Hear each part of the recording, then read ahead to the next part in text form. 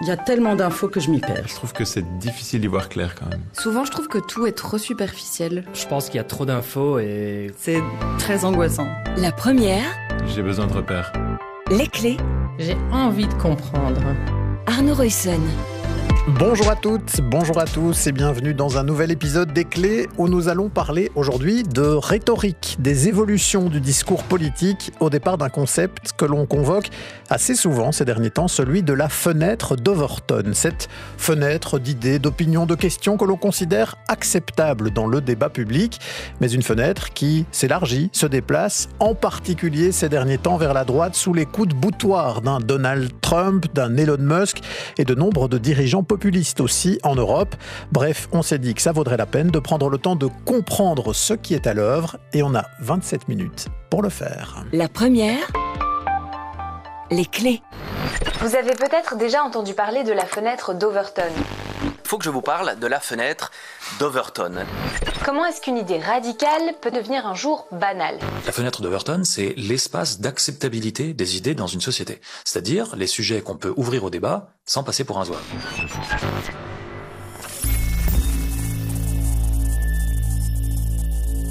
C'est un concept dont on parle beaucoup depuis quelques années et dont on reparle encore plus depuis le retour de Donald Trump à la Maison-Blanche.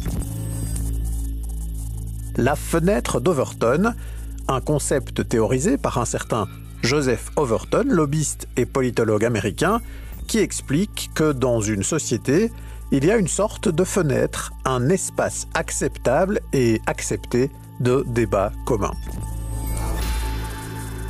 Par exemple, dans notre société aujourd'hui, en 2025, on peut débattre de l'allongement du délai légal pour un avortement. On voit à quel point il faut avancer en Belgique. Il y a d'autres pays qui sont bien loin devant nous. Je veux dire, l'Angleterre est maintenant passée à 24 semaines de délai. Pourtant, c'était impensable il y a quelques décennies encore de même parler publiquement d'avortement. À l'inverse, il serait totalement inimaginable aujourd'hui de faire un débat sur le rétablissement de l'esclavage ou sur la question de savoir si le tabac est oui ou non dangereux pour la santé. La fenêtre de ce qui est jugé acceptable ou dissible a donc bougé, évolué au fil du temps.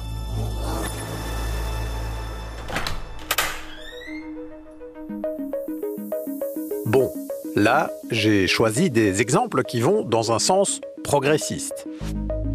Mais si on parle beaucoup de la fenêtre d'Overton ces derniers temps, c'est en général plutôt pour pointer les déplacements ou les élargissements de cette fenêtre vers des idées réactionnaires, voire d'extrême droite.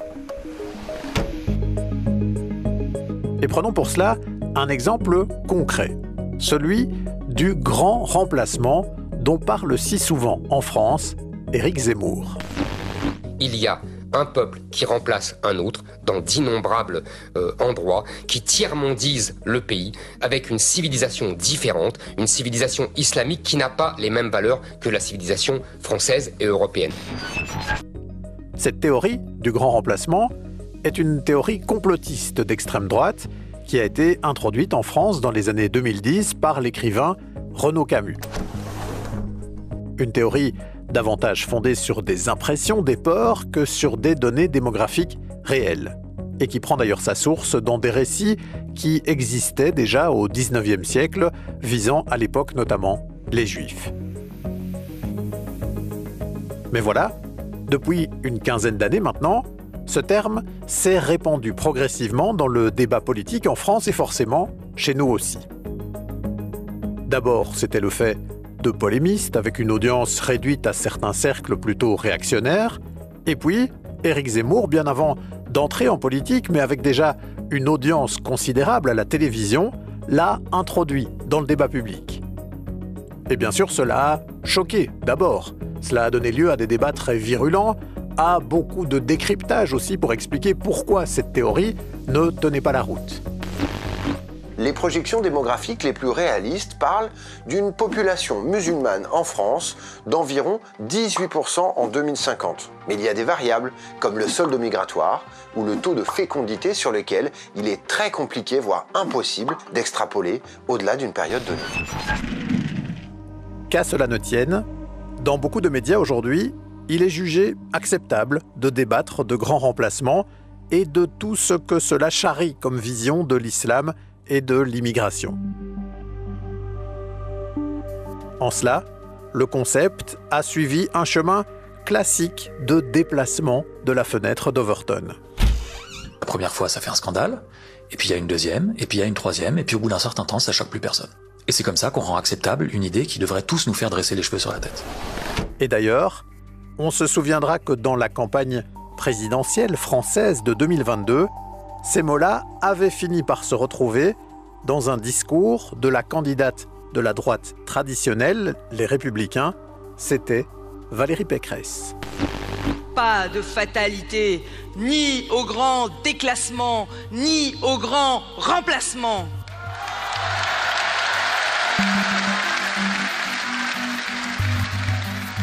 Voilà donc pour cet exemple concret et pour mieux comprendre ce concept de la fenêtre d'Overton, qui mieux qu'un spécialiste en rhétorique, en l'occurrence Clément Viktorovitch. Bonjour. Bonjour. Merci d'être avec nous.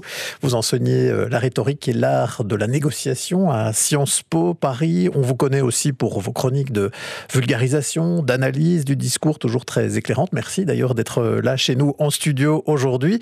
D'autant plus que moi, la fenêtre d'Overton, c'est un concept que j'avais découvert grâce à vous, justement, dans une chronique qui avait beaucoup circulé de l'émission Click, c'était il y a quelques années déjà.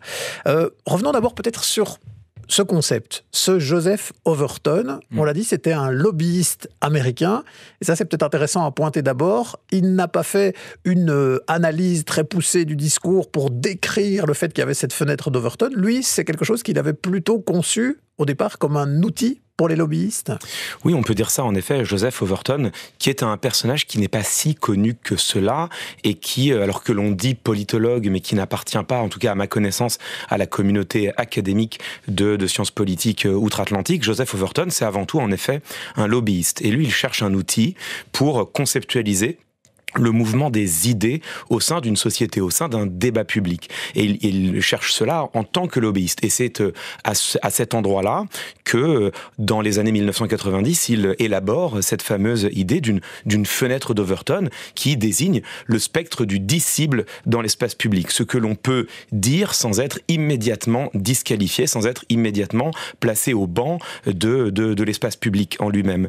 Et donc, l'idée toute simple, c'est que cette fenêtre se déplacerait, qu'une idée, quand elle est énoncée la première fois, elle serait en effet choquante, elle paraissait auparavant même indicible, et puis, quand elle est réitérée une deuxième, une troisième, une quatrième fois, de choquante, inadmissible, elle devient progressivement radicale, puis familière, puis populaire, et in fine, peut-être, elle s'incarne dans le corpus législatif, elle prend corps dans la loi elle-même. C'est ce mouvement que décrit Joseph Overton. Et ce qui est intéressant, c'est que, quand bien même, en effet, ce concept n'est pas universitaire. C'est-à-dire que jusqu'à récemment, à ma connaissance, il n'était étudié ni en sciences politiques à l'université, encore moins enseigné, ni même en psychologie sociale. En réalité, quand on travaille un peu dessus, on se rend compte qu'il ne repose pas pour autant sur du vent. C'est-à-dire que, et c'est ça qui est fondamental, la fenêtre d'Overton, c'est au fond un concept populaire assez simple, assez visuel, une sorte de métaphore que tout le monde peut comprendre, et qui encapsule deux phénomènes qui, eux, sont totalement documentés par la psychologie sociale, qu'on appelle des biais cognitifs, des pièges de la pensée. Le premier, c'est ce qu'on appelle l'effet de simple exposition. Le simple fait, et ça c'est documenté, validé par la recherche en psychologie sociale, le simple fait d'être exposé de nombreuses fois à une seule et même idée nous amène progressivement à la trouver de plus en plus familière, puis de plus en plus attrayante, populaire. Et ça a été démontré avec de nombreuses expériences en laboratoire. C'est notamment étudié par par la publicité. C'est comme ça que la publicité arrive à nous vendre des pots de yaourt, par exemple. La première fois qu'on entend une publicité pour un nouveau yaourt, ça rentre par une oreille, ça ressort par l'autre. Et puis, à mesure d'entendre la même publicité, la marque de yaourt nous paraît familière, et le simple fait qu'elle nous paraisse familière augmente les chances que le jour où on est dans un magasin, on choisisse ce yaourt plutôt qu'un autre.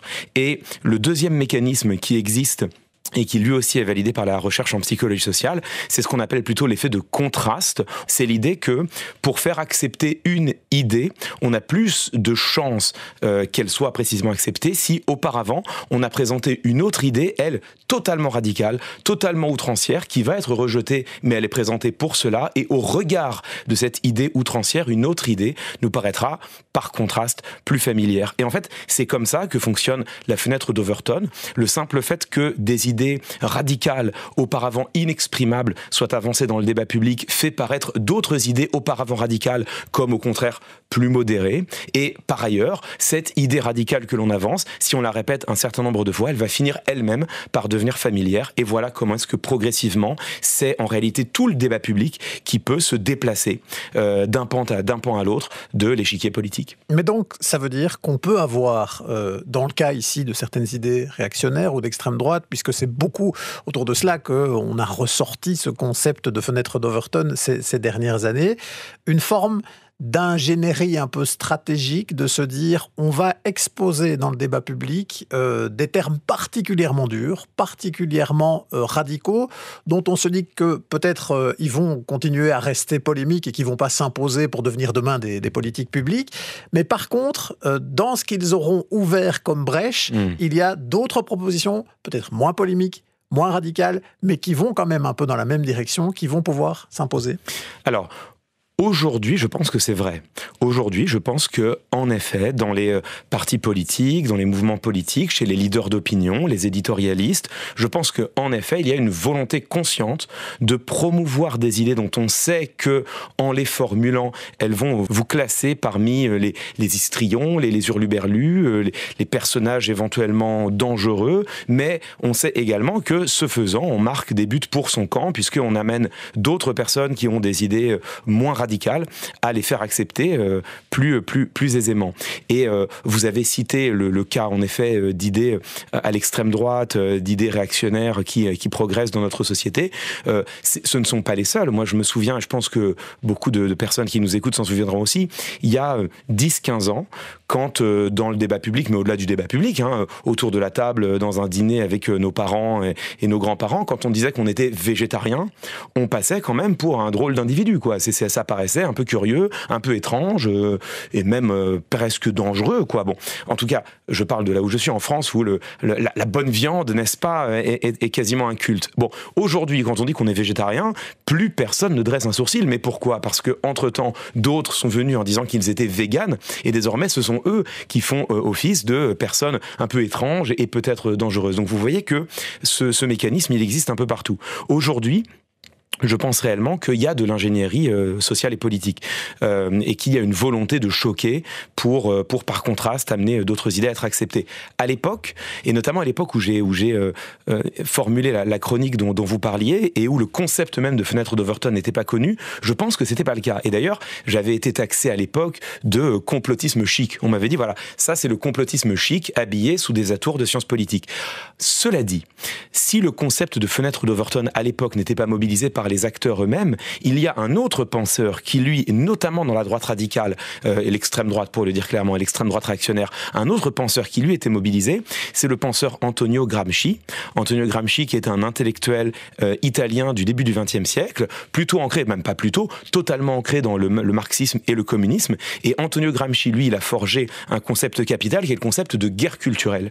L'idée que si on veut triompher dans les urnes, il faut avant triompher dans les idées. Et que triompher dans les idées, ça se fait en amenant dans le débat public des concepts qui ne sont pas populaires, qui vont choquer, mais dont on a besoin qu'ils s'imposent. Et quand vous lisez à l'époque, il y a 5 ans, je parle du contexte français, quand vous lisiez la presse d'extrême droite réactionnaire, Antonio Gramsci, il y faisait des références conscientes, explicites. Il se revendiquait du gramscisme en disant « il va falloir que nous autres droites réactionnaires, nous choquions dans le débat public pour amener nos idées et faire en sorte que, in fine, elles s'imposent comme familière, puis qu'elle s'impose dans les urnes. Et en fait, ce gramscisme, cette guerre culturelle qui était formulée à l'époque, repose exactement sur les mêmes principes que ce que l'on appelle aujourd'hui la fenêtre d'Overton. Oui, et quand on entend cela, on a envie de faire le lien avec justement ce qui s'est passé autour d'Éric Zemmour lors de la dernière présidentielle française.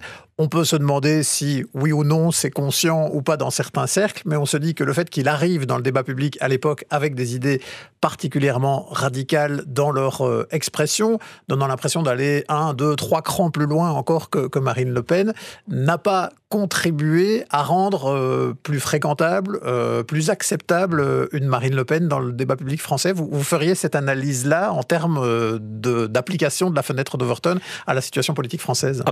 C'est clair et net. C'est clair et net. C'est-à-dire que Éric Zemmour, en effet, quand il commence ses saillies choquantes, à l'époque où il est encore, souvenons-nous, chroniqueur en France sur le service public. Il l'a été pendant des années et des années. Il n'en est pas encore au grand remplacement. Il n'en est pas encore, en effet, au fantasme complotiste remis en avant, remis au goût du jour par Renaud Camus, que vous avez fort justement rappelé. Il n'en est pas là. Il est encore sur des saillies racistes assez classiques. Saillies racistes assez classiques, c'est un triste oxymore, mais hélas, c'est ce que l'on observe. C'est ce que l'on observait à l'époque. Et donc, il choquait, il frappait. Peut-être davantage, il n'y a que lui qui le sait, peut-être davantage par volonté de s'imposer, lui, comme un personnage courageux qui a le courage de ses idées, plutôt que comme la volonté de faire triompher un combat politique. Mais ce qu'on a vu, c'est que progressivement, il est rentré dans le combat politique, à travers notamment ses livres, notamment un livre tristement célèbre qu'il a appelé Le Suicide français, qui s'est vendu à des centaines de milliers d'exemplaires. Et à partir de ce moment-là, clairement, Éric Zemmour, il est dans une dynamique de guerre culturelle, et c'est dans ce cadre-là qu'il va lui-même mettre en avant le mot de grand remplacement. Et vous avez tout à fait raison. La première fois qu'Éric Zemmour le dit, ça choque tout le monde. Il y a des chroniques d'historiens pour dire, de politistes, pour dire, mais vous vous rendez compte, c'est un fantasme complotiste, c'est grave ce qui est en train de se passer. Et puis, il l'a réitéré, et là, pour le coup, on peut se poser aussi la question de la faillite des médias, c'est-à-dire fallait-il continuer de donner libre antenne à un éditorialiste qui utilisait des concepts dont tous les intellectuels universitaires académiques disait que c'était un fantasme complotiste, fallait-il lui donner antenne? En tout cas, il l'a eu. Il a continué à le réitérer, et en effet, ça a fait tache d'huile derrière, jusqu'à ce que, vous avez rappelé Valérie Pécresse, qui en effet, candidate de la droite dite républicaine en France, emploie le terme, le reprend dans sa bouche dans un meeting tristement célèbre lui aussi en 2022, mais au-delà, ce sont les journalistes eux-mêmes qui posaient la question, pensez-vous qu'il y ait un grand remplacement? Mais poser la question, c'est déjà insinuer que la question se pose, et que donc elle est légitime, et que donc le concept, qu'on l'accepte ou qu'on le rejette, à tout le moins, il est fondé à être posé dans le débat public. Donc là, il y a une vraie faillite en France, à ce moment-là, du système politique, en tout cas à droite et à l'extrême droite, mais aussi du système médiatique, qui a embrassé cette idée en se disant, il faut qu'on la reprenne à notre compte, ce qui, selon moi, était tout à fait critiquable. Et en effet, par contraste, Marine Le Pen, elle paraît à ce moment-là comme diablement modérée. Et d'ailleurs, le concept phare de Marine Le Pen, à ce moment-là, c'est le concept de submersion migratoire, qui n'est rien d'autre que le concept de grand remplacement ripolliné, euphémisé, pour lui donner des atours plus fréquentables. Et à ce moment-là, quand Marine Le Pen dit submersion migratoire, elle paraît quand même plus modérée qu'Éric Zemmour, mais quand même, ça reste musclé comme discours. Que se passe-t-il aujourd'hui? On entend notre Premier ministre, François Bayrou, qui se revendique comme un centriste, comme un modéré, qui reprend l'expression à son compte. C'est vous dire si la fenêtre d'Overton s'est totalement déplacée. Oui, et là, on a un exemple effectivement très concret de la façon dont les choses peuvent bouger. On va maintenant se pencher un peu sur ce qui se joue aux États-Unis, et qui contamine parfois aussi les espaces publics européens, avec la façon dont Donald Trump, lui, essaye d'imposer certains discours dans l'espace public, et c'est Sarah Pousset qui a examiné ça pour nous. Donald Trump semble être l'incarnation même de ce concept. Alors qu'en 2016, on n'imaginait même pas possible qu'il arrive au pouvoir, eh bien depuis, il a brigué un second mandat et a remporté le vote populaire 8 ans après.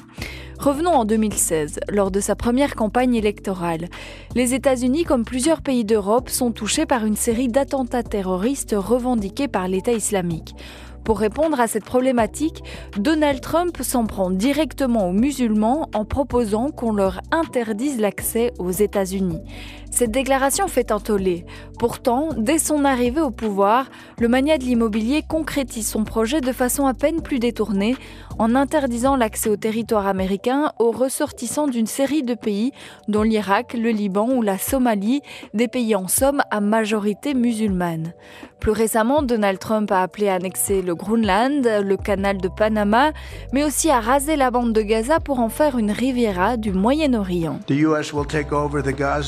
Les États-Unis prendront le contrôle de la bande de Gaza et nous travaillerons avec elle. Nous en serons propriétaires et nous serons responsables du démantèlement de toutes les bombes dangereuses qui n'ont pas explosé et d'autres armes sur le site, de raser le site, de nous débarrasser des bâtiments détruits, de le niveler, de créer un développement économique qui fournira un nombre illimité d'emplois et de logements aux habitants de la région. Alors avec Donald Trump, on voit très bien l'illustration de ce concept, mais cette utilisation de la rhétorique, elle n'est pas le seul fait de l'extrême droite. Par exemple, en Belgique, on pourrait évoquer la sortie du président du MR dans la presse en faveur de la suppression du ministère de la Culture en Fédération Wallonie-Bruxelles.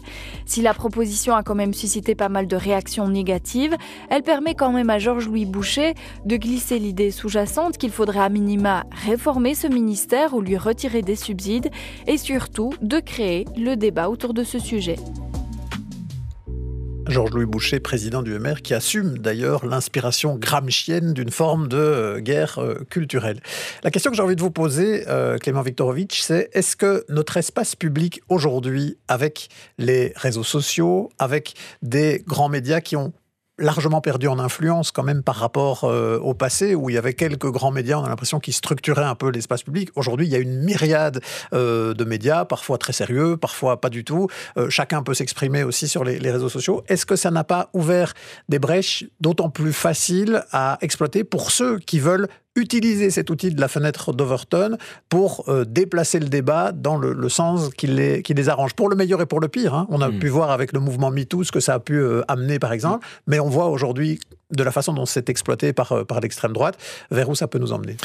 Mais il y a plein de questions dans votre bonne question. J'essaye d'y répondre de manière synthétique. Déjà, d'une part, observez que je pense que la gauche, alors je parle de ce que j'observe moi au premier chef, c'est-à-dire la gauche française, en tout cas, très largement, a abandonné justement le terrain de la guerre culturelle. Et c'est quelque chose que, à titre personnel, je déplore, c'est-à-dire qu'il y a une forme de, comme s'il y avait une forme de résignation à gauche en France en ce moment, à être dans la réaction, à se battre pour conserver un État social, conserver une protection sociale, conserver des acquis sociaux et à ne plus rechercher la conquête de nouveaux droits, la conquête de plus d'égalité, de plus de justice sociale, plus de redistribution, plus de participation des citoyennes et citoyens à l'élaboration des politiques, parce que il y a simplement une lutte pour ne pas perdre ce qui a été conquis. Et moi, je fais partie de ceux qui pensent que, en tout cas, si la gauche souhaite s'imposer un jour, se réimposer un jour dans les urnes et au-delà, même dans les politiques publiques, je pense qu'il va falloir que certaines acceptent de jouer le rôle de porter des propositions et de porter des propositions qui aujourd'hui semblent tout à fait irréalistes, alors même qu'il y a encore parfois quelques dizaines d'années, elles étaient dans le débat public. Ça, c'est la première chose. Ensuite, sur ce qui se passe outre-Atlantique, moi, je vois aujourd'hui une utilisation absolument... alors là encore, est-elle consciente? Dans au moins un cas, je pense qu'elle l'est. Je vois une utilisation absolument glaçante de la fenêtre d'Overton aux États-Unis, dans le fait que nous avons deux acteurs majeurs aujourd'hui de la politique américaine du Trumpisme qui ont assumé publiquement, le plus publiquement qui soit, de faire, je le dis, des saluts nazis. Alors vous avez Elon Musk, on pouvait encore se demander, alors quand on regarde le geste, il n'y avait absolument aucun doute, mais on pouvait se demander... Le fait-il par provocation?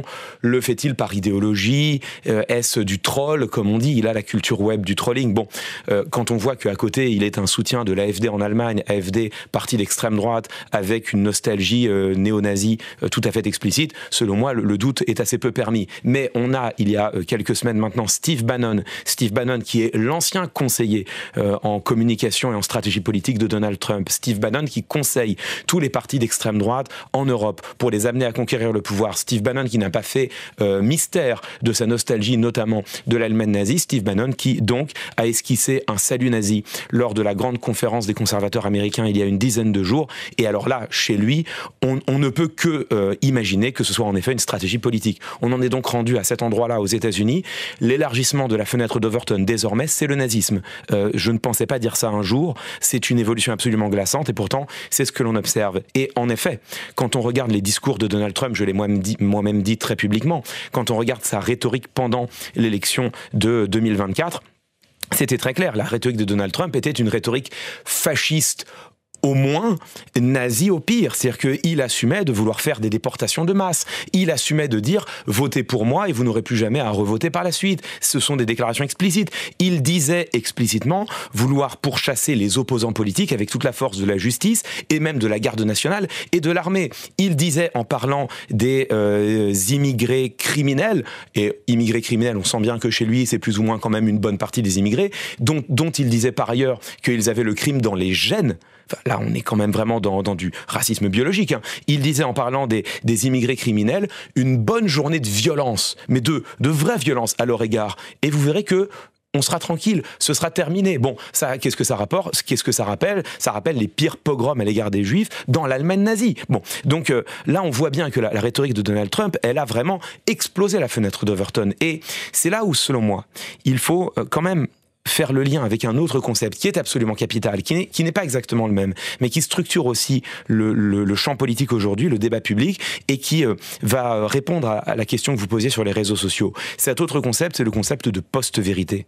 Parce que, qu'est-ce qui a été le Trumpisme ? Initialement, c'est en effet des grands coups d'épaule portés contre la fenêtre d'Overton. Et puis, progressivement, de quoi s'est-on aperçu ?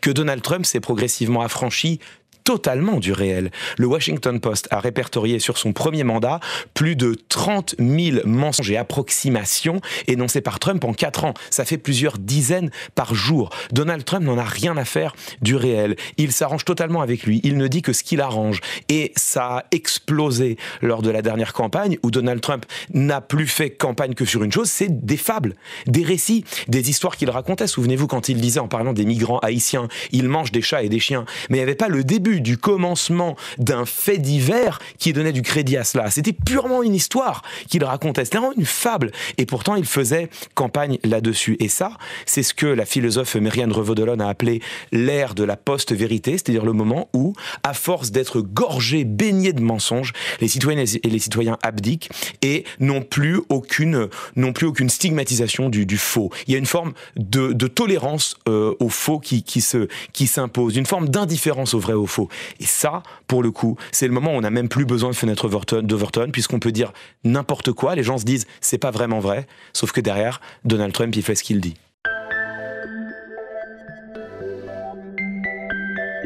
Des mots qui rappellent aussi ceux de la philosophe Hannah Arendt, connue pour ses travaux sur le totalitarisme, et qui disait ceci: quand tout le monde vous ment en permanence, le résultat n'est pas que vous croyez ces mensonges, mais que plus personne ne croit plus rien. Un peuple qui ne peut plus rien croire ne peut se faire une opinion. Il est privé non seulement de sa capacité d'agir, mais aussi de sa capacité de penser et de juger. Et avec un tel peuple, disait Hannah Arendt, vous pouvez faire tout ce que vous voulez. À méditer, certainement, en ces temps troublés. Et en attendant, on vous conseille de suivre le travail de Clément Viktorovitch, pourquoi pas en allant le voir sur scène dans son spectacle « L'art de ne pas dire », en tournée actuellement et qui passera notamment par le Centre culturel d'Uccle le 3 octobre prochain. C'était Les Clés, un podcast de La Première avec à la réalisation sonore de cet épisode Laurent Nélissen, à la préparation Sarah Pousset et Arnaud Reussen. Si vous souhaitez nous écrire, une adresse que je vous rappelle, lesclés, en un mot et sans accent, @rtbf.be.